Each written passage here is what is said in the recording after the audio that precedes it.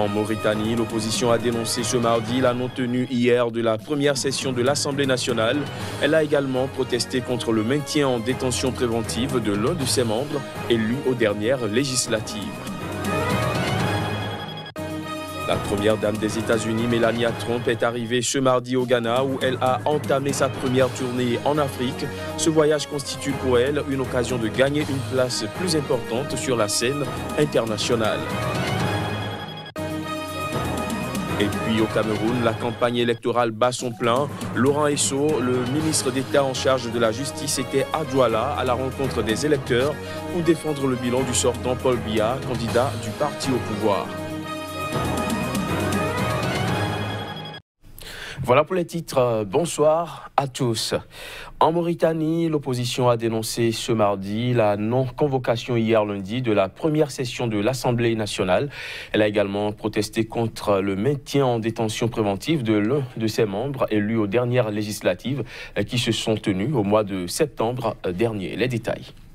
La coalition électorale de l'opposition démocratique en Mauritanie a accusé lors d'une conférence de presse le gouvernement d'avoir violé la première session de l'Assemblée nationale en refusant de l'ouvrir le premier jour ouvrable du mois d'octobre comme prévu par la Constitution. Selon son porte-parole Mohamed Ould Mouloud, qui a rendu le chef de l'État responsable de ces violations, cela constitue la preuve de ce que le pouvoir en place continue de piétiner la loi et de prendre à la légère les institutions constitutionnelles.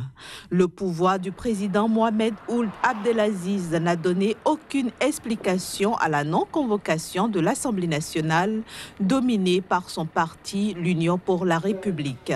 L'opposition a par ailleurs dénoncé le maintien en détention préventive du député élu en septembre, Biram Ould Da Abeid, en instance de jugement après une plainte d'un journaliste l'accusant de calomnie, d'injure et d'incitation à la haine.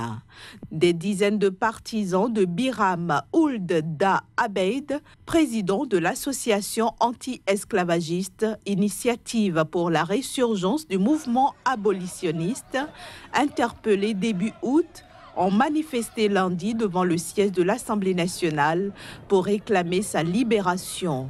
Mais ils ont été dispersés par la police à coups de gaz lacrymogène. La première dame des États-Unis, Melania Trump, est arrivée ce mardi au Ghana où elle a entamé sa première tournée africaine.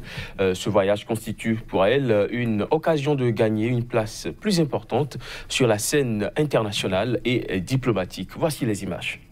Partie la veille de la base militaire d'Andrews, proche de Washington, Melania Trump est arrivée à Accra en milieu de matinée ce mardi et foulé le tapis rouge de l'aéroport international de Kotoka. De l'aéroport, la première dame, qui semblait très détendue et souriante à son arrivée, s'est rendue à la résidence présidentielle où elle devait rencontrer le président Nana Akufo-Addo. Cette tournée africaine est l'occasion pour cette femme discrète de gagner une place plus importante sur la scène internationale et diplomatique. Selon son équipe de communication, cette tournée africaine est une visite non seulement diplomatique, mais aussi humanitaire, durant laquelle la première dame des États-Unis entend mettre l'accent sur les enfants et leur bien-être à travers sa campagne #BeBest. Au-delà de rencontres avec d'autres premières dames, Melania Trump entend mettre en lumière le travail de l'USAID, l'agence américaine pour le développement. Melania Trump, troisième épouse du président américain, doit se rendre ensuite au Malawi, au Kenya et en Égypte, avant de rentrer à Washington le 7 octobre prochain. Il faut dire que c'est la première fois qu'elle se rend sur le continent africain. La Guinée a célébré ce mardi le 60e anniversaire de son accession à l'indépendance, indépendance que le pays a obtenue en 1958. La célébration officielle s'est déroulée dans le stade du 28 septembre à Conakry. Reportage.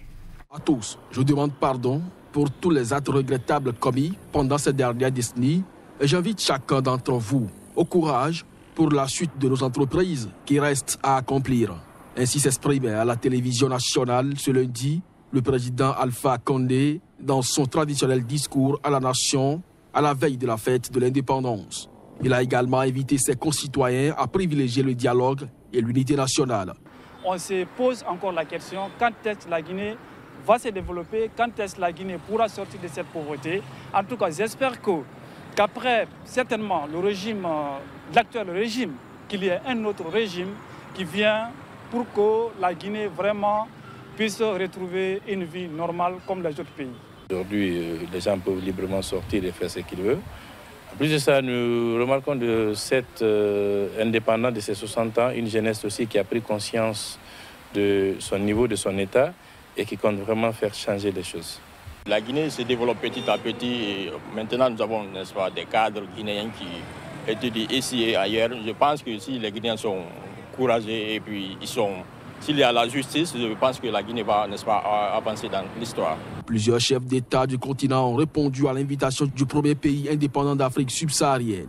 Les présidents Denis Sassou Nguesso du Congo, Ibrahim Boubacar Keïta du Mali, Idriss Déby Itno du Tchad et Roch-Marc Christian Kaboré du Burkina Faso ont été les premiers à fouler le sol guinéen. Au Cameroun, Laurent Aïsso, le ministre d'État en charge de la justice, est en campagne présidentielle pour Paul Biya, candidat du Rassemblement démocratique du peuple camerounais, le parti au pouvoir. C'était au stade Camtel de Douala, devant des milliers de partisans venus soutenir le président sortant. Voici les images. Laurent Aïsso, le ministre d'État en charge de la justice, a procédé à Douala, précisément au stade de Camtel dans l'arrondissement de Douala 5e, au lancement officiel de la campagne présidentielle de Paul Biya, candidat du Rassemblement démocratique du peuple camerounais, parti au pouvoir. Un rassemblement qui a vu la participation de près de 4000 militants et sympathisants. Malgré le ralliement de certains partis de l'opposition, le parti des Flammes natives, plus grand monde dans la région du littoral depuis le décès de la présidente de la section RDPC, Françoise Foning. Un très bon test de popularité à quelques jours du scrutin du 7 octobre prochain. Une élection ne se gagne pas dans les meetings, une élection se gagne dans les urnes. Alors, chers camarades, chers sympathisants, chers amis, le 7 octobre prochain, par un vote massif en faveur de nos candidats. Tour à tour, les personnalités ont défilé au pied du podium, au rang desquels, l'air embarrassé, le président du mouvement progressiste, Jean-Jacques Ekindi. Oui, mais Paul Biya tout seul ne peut pas diriger le Cameroun. Il a besoin de vous tous. Il a besoin de nous tous, surtout en ce moment où c'est difficile. Nous devons tous être pour Paul Biya. Non seulement le 7 pour le voter, mais après le 7 pour l'aider à gouverner correctement notre pays. Parce que comme ce dernier, plusieurs autres présidents des partis politiques dits d'opposition issus du collectif étaient présents au meeting.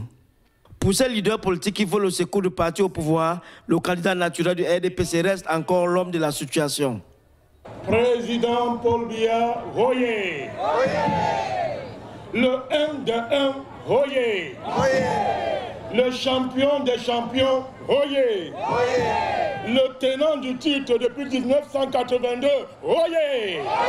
Daniel Ruben Oumniobe, le fils biologique du leader de l'UPC Oumniobe, n'a pas manqué à cette campagne du parti au pouvoir. Le soutien apporté à Paul Biya s'explique également pour ces leaders de l'opposition par la situation sécuritaire difficile que traversent notamment les régions du nord-ouest et du sud-ouest. Des morts, on en compte toujours au Mali. Une vingtaine de civils Touaregs ont été tués en fin de semaine dernière par des assaillants armés dans le nord-est du pays.